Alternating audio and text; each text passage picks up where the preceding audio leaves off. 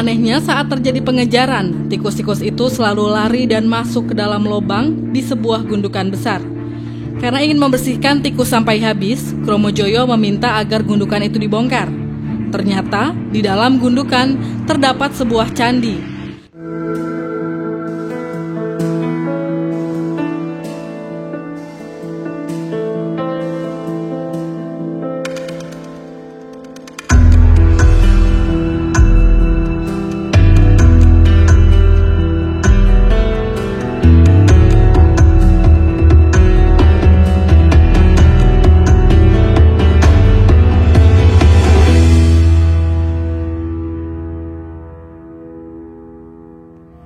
Melihat sejarah penemuannya, Kromojoyo memberi nama Candi Tikus. Memasuki masa kemerdekaan, Candi Tikus yang mulai rusak dipugar setahap demi setahap. Puncaknya, Candi Tikus dipugar pada tahun 1984 hingga 1989, 5 tahun. Tentu, pemugaran ini dilakukan dengan ekstra hati-hati agar tidak berseberangan dengan tampilan fisik asli.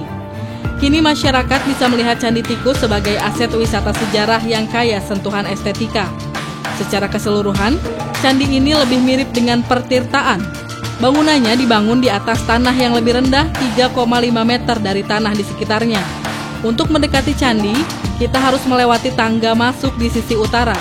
Dari situ kita bisa melihat candi berukuran 29,5 x 28,25 meter dan tinggi keseluruhan 5,2 meter ini dari dekat. Sampai sekarang, Candi Tikus masih sering dijadikan ajang penelitian ahli purbakala dari dalam maupun dari luar negeri.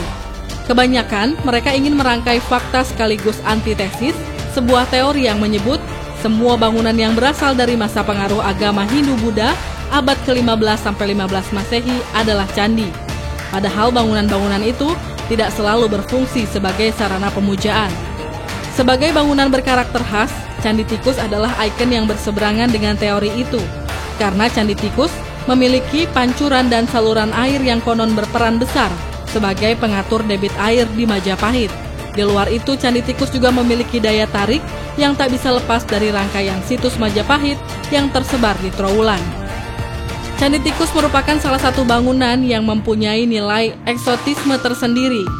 Selain memiliki arsitektur yang cukup unik dengan ornamen pada bangunan induk yang dihiasi pancuran air berbentuk makara dan padma, candi tersebut juga memiliki 2 kolam dan saluran-saluran air yang mengandung struktur pertirtaan. Adanya pancuran air di Candi Tikus yang berbentuk makara dan padma. Makara merupakan perubahan bentuk tunas-tunas yang keluar dari bonggol teratai, sedangkan padma merupakan teratai itu sendiri. Secara keseluruhan, candi itu dapat dikategorikan sebagai bangunan pertirtaan. Mengenai keterangan akar kronologis tentang Candi Tikus, dapat dikaitkan dengan uraian dalam kitab Nagara Kertagama yang ditulis oleh Prapanca 1385 Masehi. Dalam kitab itu, pada pupuh 27 dan 29, menyebutkan adanya tempat pemandian atau pertirtaan raja yang dikunjungi Hayam Wuruk dan keterangan yang menyebutkan adanya upacara-upacara tertentu yang dirayakan di kolam-kolam.